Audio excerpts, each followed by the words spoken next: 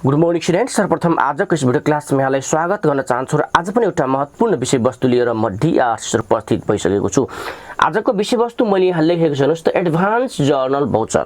ओ journal voucher हामी different टाइप्सको हुन्छ भनेर यो भन्दा अगाडिकै भिडियो क्लासमा बुझिसकेका छौं र यो भन्दा अगाडिको भिडियो क्लासमा मैले जेनरल अथवा सिम्पल अथवा एक्सपेन्डिचर रिलेटेड ट्रान्ज्याक्सन्सहरुको भाउचर कसरी प्रिपेयर गर्ने त भन्ने कुरा बुझाइसकेको छु। यदि तपाईले त्यो भिडियो क्लास हेर्नु भ्याउनु भएको छैन भने तल डिस्क्रिप्सन बक्समा मैले त्यसको लिंक दिएको छु, त्यहाँबाट पनि हेर्न सक्नुहुन्छ। र आज चाहिँ हामी विशेष गरी एडभान्स रिलेटेड ट्रान्ज्याक्सन्सहरुको journal voucher, advance journal voucher सिक्ने छौं। र मैले यहाँ धेरै टाइप्सहरु जुन एडभान्स मैले यहाँ चाहिँ बोर्डमा अलरेडी लेखिरहेको छु ताकि छोटो समयमा यो भिडियोलाई धेरै लेन्दी नबनाइकन छोटो समयमा मैले यहाँलाई चाहिँ यी सम्पूर्ण कुरा बुझाउन सकूं। ल जाउँ त अब एडभान्स जर्नल भाउचरको ए नम्बरमा मैले यहाँ लेखेको छु। हेर्नुस् त, एडभान्स जर्नल भाउचर दुई प्रकारको हुन्छ। एउटा एडभान्स गिभेन, एडभान्स प्रोभाइड गर्दा, एडभान्स दिदा बनाउने जर्नल भाउचर। अर्को चाहिँ एडभान्स क्लियर्ड गर्दा बनाउने जर्नल भाउचर। त आज हामी दुईटै बनाउँछौं। एडभान्स दिँदाखेरि, एडभान्स प्रोभाइड गर्दाखेरि बनाउने इन्ट्रीज पनि आजै बनाउँछौं र एडभान्स क्लियर्ड गर्दा बनाउने इन्ट्री पनि आज यस भिडियो क्लासमा हामीले सिक्ने छौं। ल फर्स्ट अफ अल हामी जाउँ एडभान्स गिभेन। यदि एडभान्स दियो भने, यदि एडभान्स प्रोभाइड गरेको छ भने हामीले इन्ट्रीज कसरी बनाउने यो कुरा पनि आज हामी सिक्दै छौं। त फर्स्ट अफ अल मैले यहाँ लेखेको छु हेर्नुस् त, एडभान्स गिभेन। यहाँले क्वेशन पढ्दा स्पष्ट बुझ्नुहुन्छ कि मिस्टर राम हरि पोखरेललाई फर्निचर खरिद गर्नको निमित्त 20,000 रुपैयाँ पेस्की दियो। यसरी प्रष्ट रूपमा एडभान्स त पेस्की लेखेको हुन्छ है। Advance given to mister Ram Hari for purchase of machinery equipment. यसरी एडभान्स क्वेशनमा तोकेको हुन्छ। त्यसैले हामीले क्वेशन पढ्दाखेरि स्पष्ट बुझ्न सक्छौं कि it is related to advance transactions. ल यसरी हामीले पहिले त क्वेशन बुझ्छौं र यो एडभान्स रिलेटेड ट्रान्ज्याक्सन्स हो कि होइन त्यो कन्फर्म गर्छौं। र एडभान्स रिलेटेड ट्रान्ज्याक्सन्स हो भने एडभान्स रिलेटेड ट्रान्ज्याक्सन्सलाई कसरी इन्ट्री बनाउँछौं हेर्नुस् त, डेबिटमा पोस्ट नेम एडभान्स फो अनि बजेट हेड। डेबिटमा सबभन्दा पहिले त हामीले पोस्ट लेख्छौं, पद लेख्छौं, जस्तै नासु, शाखा अधिकृत अथवा लेखापाल, पोस्ट लेख्छौं हामी। त्यसपछि नेम, उसको नाम लेख्छौं, लेखापाल श्री कृष्ण नाम लेख्छौं। त्यसपछि एडभान्स फो अथवा एडभान्स फो अनि बजेट हेड, एडभान्स फो मेसिनरी इक्विपमेन्ट। यसरी यही फर्मेटमा हामीले लेख्छौं है। डेबिट लेख्छौं पहिले र डेबिट साइडमा, त्यसपछि पोस्ट लेख्छौं, त्यसपछि नेम लेख्छौं, त्यसपछि एडभान्स फो अनि यहाँ चाहिँ हामी बजेट हेड लेख्छौं। एडभान्स फो के को लागि? मेसिनरी इक्विपमेन्ट, फर्निचर, त्यो चाहिँ हामी लेख्छौं। र क्रेडिटमा DTCO district treasury controller office र TSA ट्रेजरी सिंगल अकाउन्ट, नेपालीमा चाहिँ कोलेनिका एकल खाता कोष भनेर हामीले लेख्छौं। त यो फर्मेटबाट हामी एडभान्स दिएको छ भने यसको भाउचर बनाउन सक्छौं। मैले यहाँ अलरेडी एउटा क्वेशन्स यहाँलाई बुझाउनको निमित्त एक्जाम्पल ग्रुपमा लेखेको छु। हेर्नुस् त, यहाँ मैले क्वेशन देखाएँ। Advance given to Nasu Kumar. Nasu कुमारलाई एडभान्स दियो फर रुपीज 25,000। 25,000 एडभान्स दियो के को लागि त? To purchase furniture. It means furniture purchase को लागि नासु कुमारलाई 25,000 रुपीज एडभान्स दियो। नेपालीमा पनि यहाँले बुझ्न सक्नुहुन्छ कि नासु कुमारलाई फर्निचर खरिदको लागि 25,000 रुपैयाँ एडभान्स दियो। ल यो त एडभान्स दियो, एडभान्स गिभेन हो। यो एडभान्स दिदा अब हामीले कसरी यसको भाउचर बनाउने मैले चाहिँ नेपाली र इंग्लिश दुईटैमा बनाएर यहाँले देखाउँछु। यहाँ चाहिँ म रफ तरिकाले बनाउँछु है, किनभने यसको जर्नलको फर्मेटमा कसरी हामीले इन्ट्री गर्ने भन्ने कुरा यो भन्दा अगाडिको भिडियो क्लासमा मैले यहाँलाई बुझाइसकेको छु। यदि त्यो भिडियो क्लास हेर्नु भएको छैन भने तल डिस्क्रिप्सन बक्समा मैले त्यसको लिंक दिएको छु, त्यहाँबाट हेर्न सक्नुहुन्छ। त्यसैले आज जस्ट रफ कन्सेप्ट, के डेबिट के क्रेडिट, के लेख्ने डेबिटमा के लेख्ने क्रेडिटमा, त्यो कुरा चाहिँ हामी बुझ्ने छौं। ल हेरौँ त, अब एडभान्स दिएको छ, एडभान्स गिभेन छ, त्यस्तो अवस्थामा हामी यहाँ लेख्छौं डेबिट एडभान्स दिँदा हामी बिई लेख्दैनौँ, जब खर्च हुन्छ त्यसपछि मात्रै बिई लेख्छौँ। त्यसैले डेबिट पोस्ट लेखौँ पहिले। पोस्ट के त नासु, हामी यहाँ लेखौँ डेबिट नासु, पोस्ट लेख्छौँ हामी नायब सुब्बा नासु। त्यसपछि नेम कुमार, ल पोस्ट नेम डेबिट यो पोस्ट यो नेम। त्यसपछि एडभान्स फो हामी लेखौँ यहाँ एडभान्स फोर के को लागि, अब यहाँ बजेट के को लागि एडभान्स दियो फर्निचर, यहाँ चाहिँ हामी फर्निचर लेखौँ। कति रुपियाँ 25,000 रुपिस। यसरी हामीले डेबिटमा लेख्छौँ। यसको फर्मेट स्ट्रक्चर यही हो, एडभान्स दिँदा डेबिट पोस्ट नेम, त्यसपछि यो एडभान्स फो र यहाँ बजेट हेड हामीले लेख्छौँ। अनि क्रेडिटमा चाहिँ अब एडभान्स दिँदा त पैसा गयो, पैसा गयो भने हामीले पहिले चाहिँ पुरानो फर्मेट अनुसार त एनआर बैंक लेख्थ्यौँ, तर अब एनआर बैंक लेख्न त पाइँदैन। त्यसैले यहाँ चाहिँ डिस्ट्रिक्ट ट्रेजरी कन्ट्रोलर अफिस कोलेनिका नेपालीमा, इङ्ग्लिसमा डिस्ट्रिक्ट ट्रेजरी कन्ट्रोलर अफिस र TSA treasury single account, district treasury controller office TSA कोलेनिका सिंगल खाता कोष भनेर हामीले क्रेडिटमा लेख्छौँ 25,000। र यसरी हामी डेबिट र क्रेडिटमा इन्ट्री गर्छौँ यदि एडभान्स दियो भने। र न्यारेसनमा हामी लेख्छौँ कि नासु कुमारलाई फर्निचर खरिद बापत भुक्तानी गरियो, फर्निचर खरिद बापत पेस्की दियो भनेर हामी लेख्न सक्छौँ। र यसरी हामीले एडभान्स गिभेनको भाउचर बनाउन सक्छौँ है। अब त्यसपछि जब हामी एडभान्स क्लियर्ड, एडभान्स लिइसकेपछि त्यसलाई त क्लियर्ड पनि गर्नु पर्यो नि।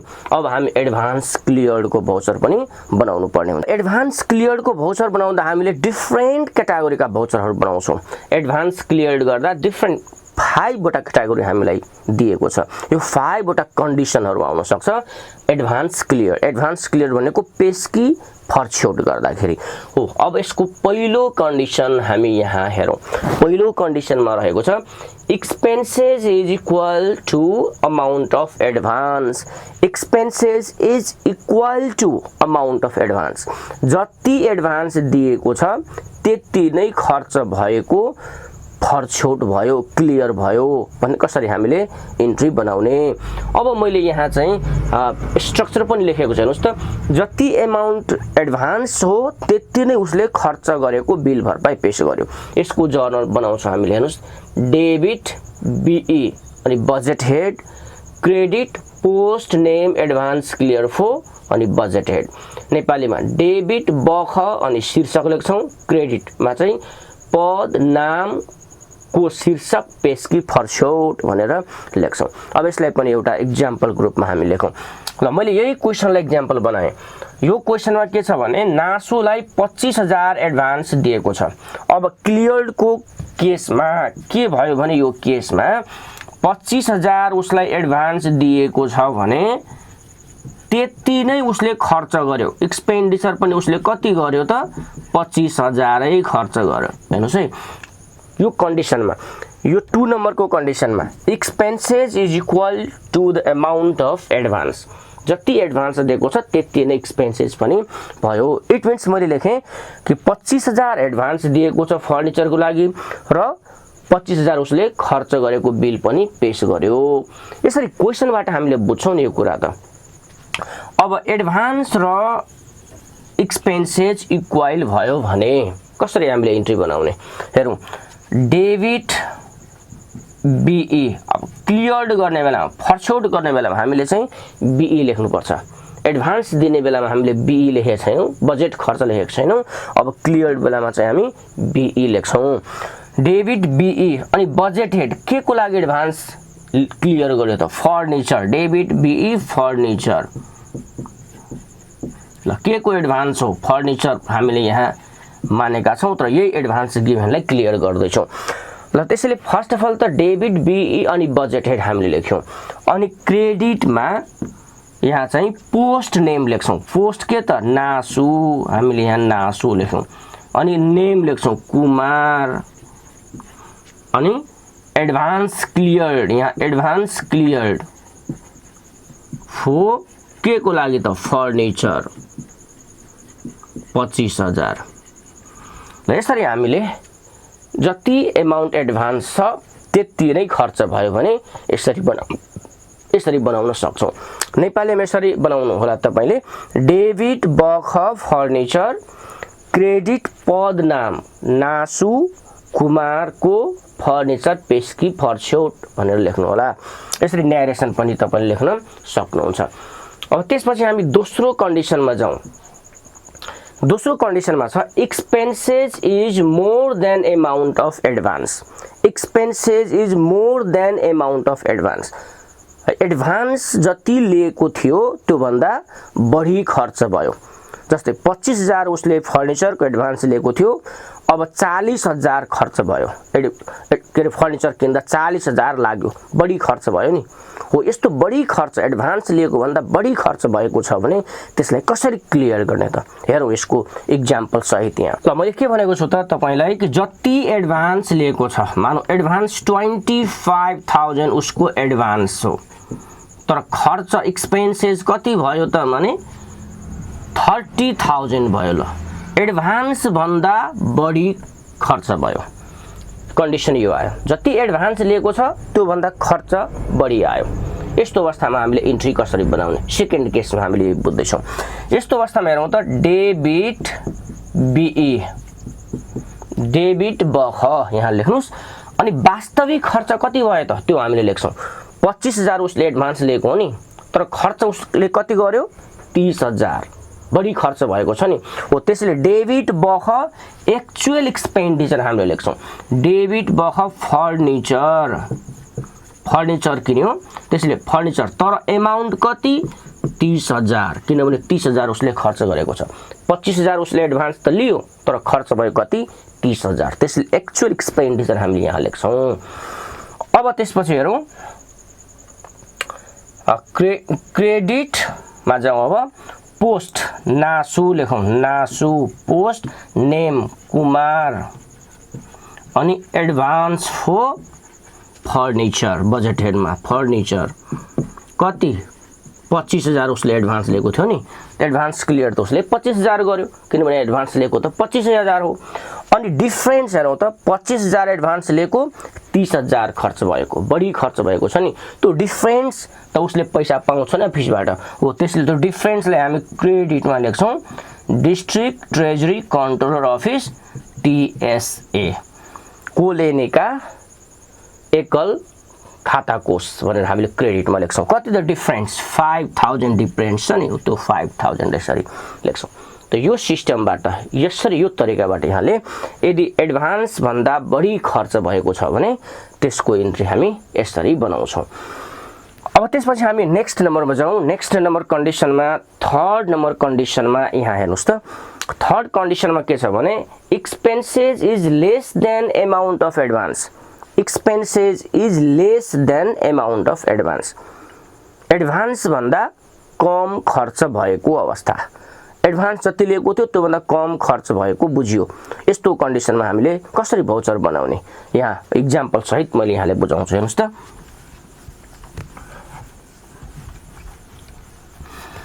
ल यो कन्डिसन आयो, 25,000 रुपैयाँ चाहिँ उसले एडभान्स लिएको थियो, तर खर्च भयो कति? एक्सपेन्सेस भयो कति? मानौ 20,000 कम खर्च भयो।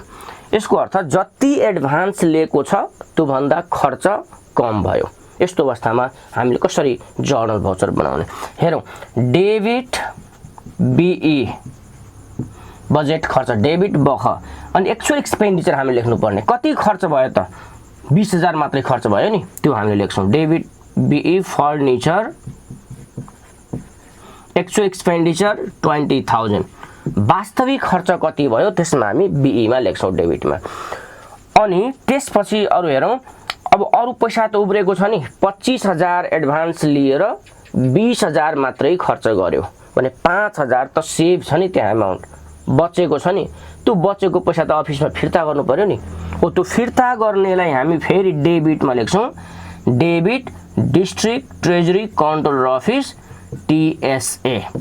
ल बचेको पैसा सेभ रहेको पैसालाई पनि हामी ब्याङ्कमा जम्मा गरिदिनु पर्यो नि।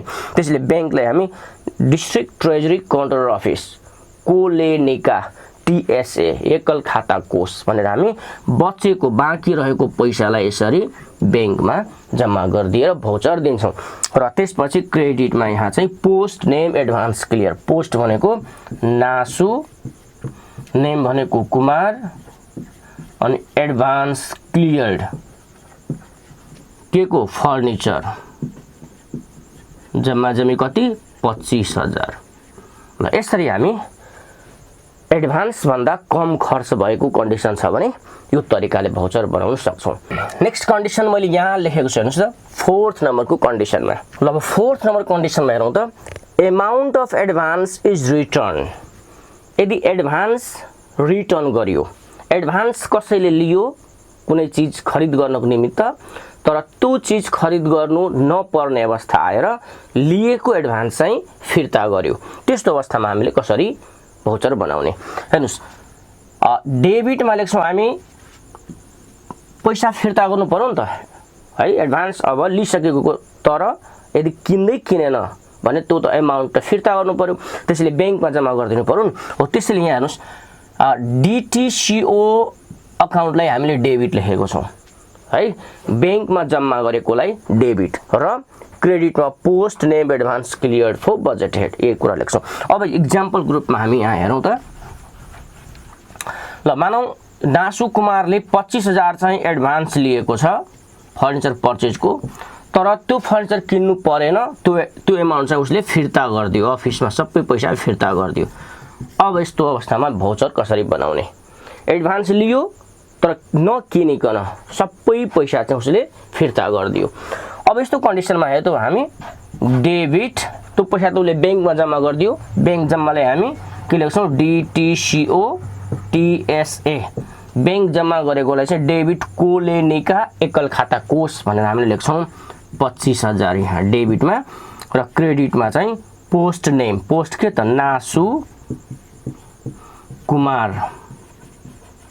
एडभान्स क्लियर्ड फर फर्निचर 25,000 यसरी एडभान्स चाहिँ उसले फिर्ता गरिदियो।